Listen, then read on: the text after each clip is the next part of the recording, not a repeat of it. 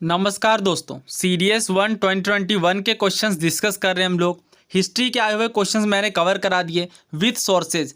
Questions के source भी मैंने आपको बताया और डिटेल्ड एनालिसिस की। आज ज्योग्राफी के क्वेश्चंस करेंगे इस वीडियो के अंदर। देखते हैं ज्योग्राफी से कितने क्वेश्चंस आए। ज्योग्राफी के क्वेश्चंस ज़्यादातर एनसीईआरटी से होते हैं, एक या दो ही कभी बाहर चला जाए, अदरवाइज बेसिक एनसीईआरटीज़ के अंदर ही ज्योग्राफी के क्वेश्चंस आते हैं।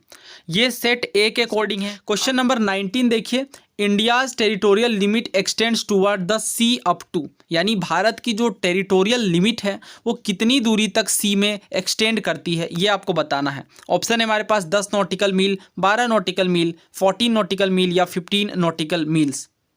समुद्र में भारत की प्रादेशिक सीमा का विस्तार कहाँ तक है, ये आपको बताना है। अगर आपने ये फैक्चुअल क्वेश्चन, अगर आपने ये बेसिक एनसीईआरटीज़ में पढ़ा होगा तो आप डायरेक्ट इसे आंसर कर सकते हैं। क्वेश्चन के सोर्स की बात करते हैं। ये हमारी प्यारी एनसीईआरटी क्लास 11th की ज्योग्राफी की है और इसके फर्स्ट चैप्टर में अगर आप देखें इंडिया लोकेशन के अंदर ही, तो यहाँ पे आप साफ साफ देख सकते हैं कि इंडिया का जो मेन लैंड है वो कश्मीर से कन्याकुमारी तक एक्सटेंड करता है, और ईस्ट से वेस्ट की अगर बात करें तो अरुणाचल प्रदेश से गुजरात तक। और जो भारत की टेरिटोरियल लिमिट है, प्रादेशिक सीमा है समुद्र के अंदर, वो 12 नॉटिकल मील्स तक है, जो कि लगभग 21 किलोमीटर के लगभग होती है। अब देखिए इसके अंदर और भी कॉन्सेप्ट्स हैं, जैसे EEZ वाला हो गया, और भी बहुत सारी चीज़ें हैं जिनसे क्वेश्चंस आते हैं। जैसे इस बार सिविल सर्विसेज 2022 में ही क्वेश्चंस आया, जिसमें आपको पूछा गया था लेंथ के बारे में ही समुद्री सीमा के अंदर। उस क्वेश्चन को ऑलरेडी मैंने एनालिसिस जब करवाई थी CSE 2022 के क्वेश्चंस की, ज्योग्राफी के क्वेश्चंस, उस वीडियो में आप चेक कर सकते हैं उस क्वेश्चन को। तो हमने देख लिया 12 नॉटिकल मील्स तक इंडियन टेरिटोरियल लिमिट एक्सटेंड होता है सी में। करेक्ट आंसर क्या है फिर? Option B, 12 nautical miles. Next question देखिए, which one of the following is a cold ocean current, इसमें से कौन सी कोल्ड ओशन करंट है ये आपको बतानी है। Brazilian current, gulf stream, north equatorial current या कैलिफोर्निया करंट। देखिए करंट से, ओशन करंट से अक्सर क्वेश्चन आते हैं कि कौन से कोल्ड करंट है, कौन से वार्म ओशन करंट से। तो इनमें जैसे अभी अगर मैं बात करूँ रिसेंट के पेपर की, तो CAPF 2022 के अंदर भी पूछा गया। 4 ऑप्शन आपको दिए गए थे, जिनमें से लिखा हुआ था कि जो कैलिफोर्निया करंट है वो वार्म ओशन करंट है, और हमसे नॉट करेक्ट पूछा गया था। तो कैलिफोर्निया एक कोल्ड ओशन करंट है। ठीक है, तो आप कह सकते हैं कि इसी क्वेश्चन से उस क्वेश्चन का जिस्ट मिलता है, क्योंकि यहाँ पे भी आपसे यही पूछा गया है कि कौन सा कोल्ड ओशन करंट है। तो इसका करेक्ट आंसर क्या है फिर? California current. देखिए ओशन करंट से एक इंपॉर्टेंट टॉपिक है, आपको दिशा भी पता होनी चाहिए और किन लोकेशन में है वो पता होनी चाहिए। इसके अलावा कोल्ड और वार्म ओशन करंट से क्वेश्चन आते हैं। तो अब देखिए इस तरह के जो क्वेश्चन होते हैं जिनमें आपसे पूछा जाता है कि कोल्ड ओशन करंट कौन से, तो इसके लिए एक मैं निमोनिक याद रखता हूं और वहां से ऑप्शन एलिमिनेट करके आप भी किसी भी तरह के जब भी पूछा जाए कि ओशन करंट वार्म है या कोल्ड, उनके आंसर आप निकाल सकते हैं। दोस्तों कोल्ड ओशन करेंट्स की ट्रिक है, हम बोले ग्रीन बगुला केला फेंक रहा है, इस तरह से ये काफ़ी फनी भी है, आप इसे याद भी रख सकते हैं आसानी के साथ। और ये जितने भी हैं ये सारे कोल्ड ओशन करेंट्स हैं, बाकी जो बच जाएंगे उनमें जनरली वार्म ओशन करंट आपको देखने को मिलेंगे और आप आसानी से एलिमिनेट करके इसे निकाल लेंगे। कौन कौन से कोल्ड ओशन करंट है देखिए, हम्बोल्ट की धारा, हम्बोल्ट ओशन करंट, लेब्राडोर हो गई, ग्रीनलैंड हो गई, बेंगुएला, क्यूराइल, कैलिफोर्निया, फॉकलैंड, ऑक्सटॉक और कनारी। ये जो मैंने आपको बताए 1 2 3 4 5 6 7 8 9, ये जो 9 है ये कोल्ड ओशन करंट है। आपको ऑप्शन इन्हीं में से पूछा जाएगा, आप इन्हीं से आंसर को एलिमिनेट करके निकाल सकते हैं। दोस्तों आप भी इस फनी निमोनिक से याद रख सकते हैं, जब भी आपको दिखे ये सारे तो आप समझ जाना है वहाँ पे कि ये कोल्ड ओशन करंट है। तो अगर आपको वार्म पूछा जाए तो एलिमिनेट करके आप निकाल लेंगे, और अगर कोल्ड पूछा जाए जैसे इस केस में पूछा गया है, तो यहाँ पे आप देख सकते हैं कैलिफोर्निया की धारा जो है वो एक कोल्ड ओशन करंट है। नाउ अगर बात करें इस क्वेश्चन के सोर्स की भी, तो ये भी आपको 11th फिजिकल ज्योग्राफी एनसीईआरटी में मिल जाएगा, बट ऑफ कोर्स वहाँ पे ट्रिक तो नहीं दी गई होगी। और नेक्स्ट क्वेश्चन देखते हैं 21 number, identify the type of soil on the basis of given characteristic. आपको कुछ कैरेक्टरिस्टिक दी गई, उसके बेसिस पे आपको पहचानना है कि ये किस मिट्टी के विषय में बात हो रही है। They are rich in lime, iron, magnesia and alumina. ये जो मिट्टी है वो लाइम में, आयरन में, मैग्नीशिया और एल्यूमिना में, इन चीज़ों में रिच होगी। They are generally clayey, deep and impermeable. ये इम्परमिएबल होगी यानी अभेद्य होंगी, इनमें पानी जल्दी से अंदर नहीं जा पाएगा। They are mainly found in Maharashtra, Madhya Pradesh and Gujarat. ये मुख्यतः महाराष्ट्र, मध्य प्रदेश और गुजरात में पाए जाते हैं। आपको पहचानना है कि ये किस मिट्टी के विषय में डिस्क्रिप्शन आपको दी गई है। Laterite soil, red and yellow soil, saline soil या ब्लैक सॉइल। सो दोस्तों सॉइल्स एक बड़ा टॉपिक है। बहुत सारे क्वेश्चन सॉइल्स के ऊपर आते हैं। One of the most frequent पूछा जाने वाला टॉपिक है। 11th क्लास की फिजिकल ज्योग्राफी का चैप्टर 6 आप देख सकते हैं। यहाँ पे सॉइल्स के विषय में काफ़ी डिटेल में बात की गई है। मैं एक साथ सारे सॉइल्स के पूछे हुए क्वेश्चन को कंपाइल कर दूंगा। फिलहाल ब्लैक सॉइल के बारे में देखते हैं, क्योंकि इसका करेक्ट आंसर ही ब्लैक सॉइल ही है और ये सारी बात ब्लैक सॉइल के विषय में की गई है। सबसे पहले बात करते हैं ब्लैक सॉइल के फैलाव की। तो ये जो काली मिट्टी है ये डेक्कन प्लेटू में मुख्यतः देखने को मिलती है, जिसमें महाराष्ट्र, मध्य प्रदेश, गुजरात, आंध्र प्रदेश के भाग देखने को मिलेंगे और तमिलनाडु के कुछ पार्ट्स में भी ब्लैक सॉइल देखने को मिलता है। दोस्तों अगर बात करें काली मिट्टी के सबसे प्रमुख बात की तो इसे रेगुर सॉइल कहा जाता है। ना जाने कितनी बार ये एग्जाम के अंदर पूछा गया है कि रेगुर सॉइल किस मिट्टी को कहा जाता है, तो ब्लैक सॉइल को काली मिट्टी को। इसके अलावा काली कपासी मिट्टी ब्लैक कॉटन सॉइल भी कहा जाता है, क्योंकि कॉटन की हैवी प्रोडक्शन ब्लैक सॉइल के अंदर देखने को मिलती है। Black soil are generally clayey, deep and impermeable. यही हमसे फर्स्ट कैरेक्टरिस्टिक में कहा गया था। यानी इसका अर्थ ये है they swell and become sticky when wet, यानी ये जब गीली होती है तो चिपचिपी हो जाती है, स्टिकी हो जाती है और श्रिंक कर जाती है, सूख जाती है। जब ड्राई होती है तो ये सिकुड़ जाती है, ये काली मिट्टी। So during the dry season this soil develop wide crack, यानी जब ड्राई सीजन चलता है तो इन मिट्टियों में बड़े बड़े दरार देखने को मिलते हैं। Thus there occurs a kind of self ploughing. याद रखिएगा किस मिट्टी को सेल्फ प्लोइंग कहा जाता है, तो काली मिट्टी को, क्योंकि ये इस तरह से क्रैक बन जाते हैं कि इनमें जुताई की खास ज़रूरत नहीं पड़ती। इस कैरेक्टर के कारण स्लो एब्जॉर्प्शन देखने को मिलता है और loss of moisture. The black soil retain the moisture for a very long time. बहुत ही लंबे समय के लिए काली मिट्टी में मॉइस्चर, नमी बनी रह सकती है। इससे क्या होता है, which help the crop specially the rain fed ones to sustain even during the dry season. बहुत ही लंबे समय तक मिट्टी जमी होने के कारण ड्राई सीजन में भी क्रॉप्स की प्रोडक्शन हो सकती है। इमेज देख लीजिए ब्लैक सॉइल की, किस तरह से ड्राई सीजन में इनमें दरारें आ जाती हैं। Chemically the black soil are rich in lime, iron, magnesia and alumina. अगर आपको याद हो तो यही हमारा सेकंड कैरेक्टरिस्टिक थी कि ब्लैक सॉइल रिच होती है लाइम में, आयरन में, मैग्नीशिया में और एल्यूमिना में। इसमें पोटास भी होता है, but they lake in phosphorus, nitrogen and organic matter. बहुत ही इंपॉर्टेंट पॉइंट है, ध्यान रखिए। किन चीज़ में लेक करती है, फॉस्फोरस में, नाइट्रोजन में और ऑर्गेनिक मैटर में। ठीक है, इन तीन चीज़ों में। एक बात और मैं आपको बता दूं कि भारत की ज़्यादातर मिट्टियों में, ऑलमोस्ट सारी ही मिट्टियों में नाइट्रोजन की कमी देखने को मिलती है। तभी हम लोग नाइट्रोजिनस मटेरियल का ज़्यादा से ज़्यादा छिड़काव करते हैं। तो अगर किसी क्वेश्चन के अंदर पूछा जाए आपको कि this soil is very rich in nitrogen, तो आप समझ जाइए कि वो बात कहीं ना कहीं गलत होगी और डाउटफुल है, क्योंकि नाइट्रोजन की कमी देखने को मिलती है। और कलर की बात करें तो ऑफकोर्स डीप ब्लैक से लेकर ग्रे कलर तक ब्लैक सॉइल देखने को मिलती है। सो दोस्तों यहाँ पे आपको सेकंड फीचर देख के दिमाग में आ जाना चाहिए कि हाँ ये क्लेई होती है, डीप होती है और इम्परमिएबल होती है। इस तरह के सॉइल वाले क्वेश्चन हर एग्जाम में पूछे जाते हैं। यूपीएससी के बहुत सारे एग्जाम्स के अंदर सॉइल से क्वेश्चन आते हैं। तो करेक्ट आंसर हमने देख लिया, option D black soil is the correct answer. Maharashtra, Madhya Pradesh और गुजरात से भी आप पता कर सकते थे अगर आपने मैप में सॉइल्स को किया है तो। सो आइए एक बार मैप का भी रिवीजन कर लेते हैं। अगर मैं बात करूं जम्मू कश्मीर और उत्तराखंड के इन पोर्शंस की, तो यहाँ पे आपको देखने को मिलेगा फॉरेस्ट सॉइल। उसके नीचे अगर आप देखें पूरा नॉर्दर्न पोर्शन, पंजाब हरियाणा से लेकर उत्तर प्रदेश तक, तो यहाँ पे जलोढ़ मिट्टी, क्योंकि नदियों के द्वारा ये मिट्टियाँ लाई गई हैं, तो ये जलोढ़ मिट्टी यानी एलुवियल सॉइल्स देखने को मिलेंगे।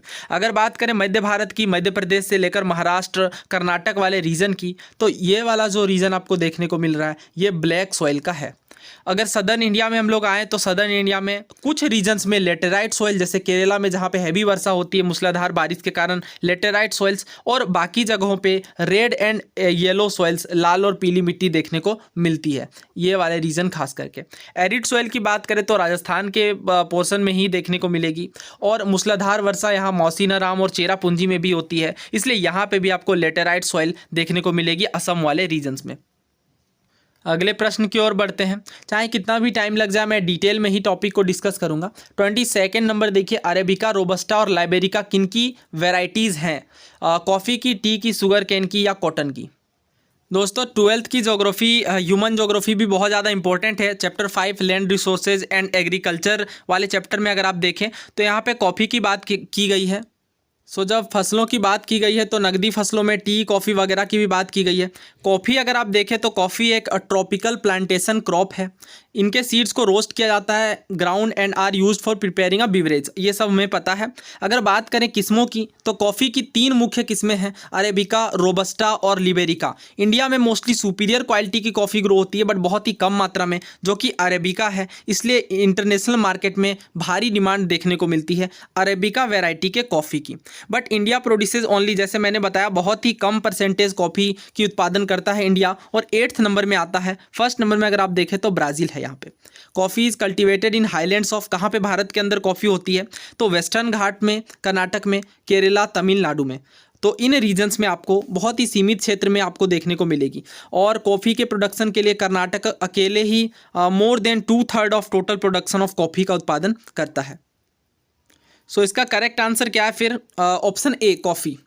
तो मैं आपको सोर्सेज सारे इसलिए दिखा रहा हूँ ताकि आप समझ पाए कि हाँ, ज्योग्राफी के लिए आपको कोई अदर सोर्सेज ज़्यादा फॉलो करने की ज़रूरत नहीं पड़ेगी, आप एनसीईआरटी से ही लगभग सारे क्वेश्चन हो जाएंगे। अगला क्वेश्चन देखिए, बेहद ही इजी, हर एग्जाम के अंदर पूछा जाने वाला। एल्युमिनियम किस ओर से निकाला जाता है? बहुत ही इजी क्वेश्चन है। ऑप्शन बी, बॉक्साइट ओर से एल्युमिनियम निकाला जाता है, और ये पता नहीं कितनी बार एग्जाम्स के अंदर पूछा गया है। तो इस क्वेश्चन के लिए तो मैं सोर्स नहीं दिखाऊंगा आपको, ये आपको 6 से लेकर 12 किसी भी एनसीईआरटीज के अंदर अगर आप देखें जिनमें साइंस की खास करके ओर्स और मिनरल्स की बात की गई, वहाँ पर आपको जरूर मिल जाएगा। नेक्स्ट क्वेश्चन देखिए 24 number, which one of the following sea port gained significance for handling iron ore exports to Japan? यानी जापान से जो लौह अयस्क के एक्सपोर्ट्स आते हैं उसे हैंडल करने के लिए किस पोर्ट ने सिग्निफिकेंस हासिल की? कांडला ने, एनोर ने, कोची ने या मार्मागाओ ने? दोस्तों अगेन क्वेश्चन के सोर्स की बात करें तो ह्यूमन ज्योग्राफी का चैप्टर 11 इंटरनेशनल ट्रेड के अंदर आप देखें तो यहाँ पे प्रमुख पोर्ट्स के बारे में बताया गया है। इसी के अंदर मार्मागाओ पोर्ट की बात की गई है। Marmagao port situated at the entrance of Zuari estuary. तो गोवा में 2 प्रमुख नदियाँ हैं, ध्यान रख लीजिए, जुआरी, मांडवी और जुआरी। तो इनमें से जुआरी एस्चुअरी में आपको मार्मागाओ पोर्ट देखने को मिलेगा। ये एक नेचुरल हार्बर है गोवा में। इसने सिग्निफिकेंस कब प्राप्त की? जब 1961 में इसे रिमॉडल किया गया आयरन और एक्सपोर्ट जो जापान से आ रहे थे उसे हैंडल करने के लिए। तो करेक्ट आंसर क्या होगा फिर इस क्वेश्चन का? मार्मागाओ पोर्ट।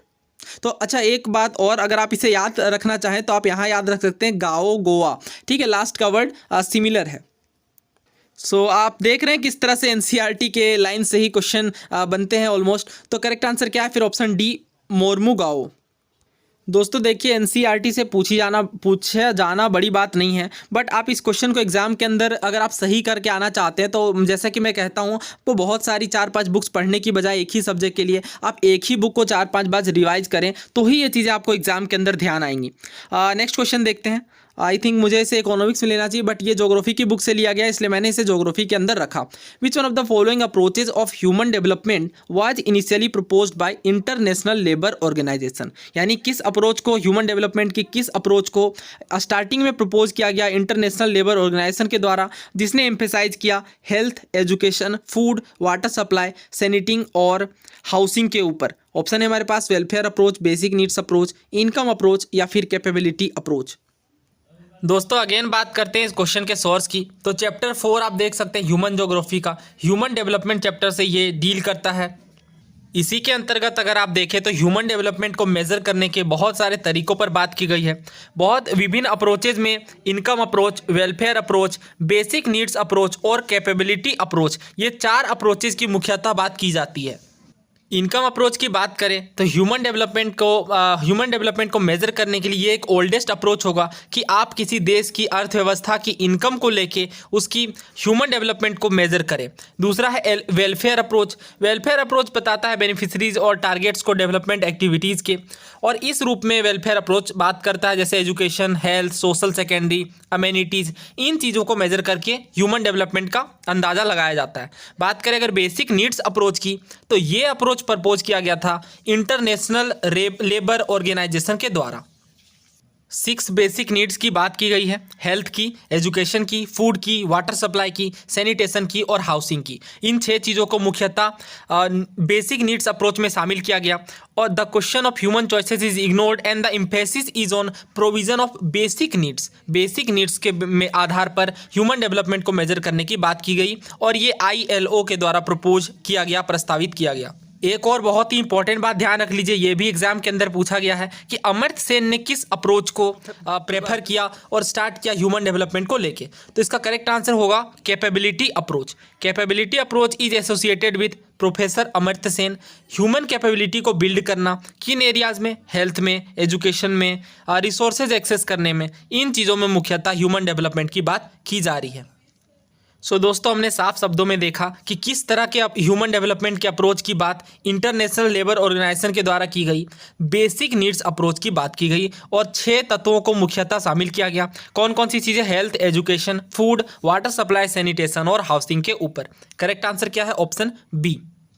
सो आप देख रहे हैं किस तरह से ह्यूमन ज्योग्राफी बुक से भी काफ़ी सारे क्वेश्चंस आते हैं, किन किन कोर एरियाज से आते हैं वो आप समझ सकते हैं। 41 नंबर का क्वेश्चन देखिए, which one of the following tributaries of river Indus feeds the canal system of Bhakra Nangal project. यानी किस रिवर में Bhakra Nangal project canal system को पानी दिया जाता है, किस रिवर के द्वारा, और वो जो रिवर है वो सिंधु की सहायक नदी है। ऑप्शन है हमारे पास चेनाब, सतलज, रावी और झेलम। तो आपको पता होना चाहिए भाखरा नागल प्रोजेक्ट किस रिवर पर बना है। ऑलरेडी यूपीएससी में काफ़ी पहले पूछा गया था ये, और सिविल सर्विसेज के अंदर। और अगर आप ऑलरेडी देखें तो ये क्वेश्चन बहुत ज़्यादा फ्रीक्वेंटली पूछा जाने वाला टॉपिक है कि किस डैम से किस रिवर को एसोसिएटेड है, और इसके अंदर भाखरा नागल तो बहुत ही ज़्यादा पूछा जाता है। तो किस नदी पर है बताइए? ऑप्शन बी, सतलज नदी पर। ठीक। वैसे दोस्तों, मैं जब इनिशियल डेज में इसे पढ़ता था तो मैं इसे ऐसे याद रखता था कि नागल, ये गल गल के जो इसकी मिट्टी है ये लूज होती जा रही है। तो हम आप जब हिंदी में लिखेंगे ना इसे, तो ये सतलुज ऐसे लिखा जाता है। तो इसलिए ऐसे मैं याद रखता था कि ये गल के लूज होती जा रही है। खैर, अपने अपने तरीके होते हैं याद करने के। आप भी इस तरह के फ़नी निमोनिक का यूज़ कर सकते हैं, और ये चीज़ें याद एग्ज़ाम के टाइम में प्रेशर के अंदर यही चीज़ें, एक्सट्रीम सिचुएशन, कुछ फ़नी सा निमोनिक ये याद आ जाती हैं। सो दोस्तों, इस वीडियो में इतना ही रखते हैं। नेक्स्ट पार्ट में बाकी आए ज्योग्राफी के क्वेश्चंस को कवर करेंगे। और भी काफ़ी सारे क्वेश्चन आए हैं। क्वेश्चन का नेचर आप देख सकते हैं, बहुत ज़्यादा डिफिकल्ट आप नहीं कह सकते, क्योंकि एनसीईआरटी के सोर्सेज से ही आ रहे हैं। अगर आपको वीडियो पसंद आई है तो चैनल को सब्सक्राइब करना ना भूलें। बाकी प्लेलिस्ट को ज़रूर चेक करिए, बहुत सारी नई नई चीज़ें आपको सीखने को मिलेंगी। Thank you so much.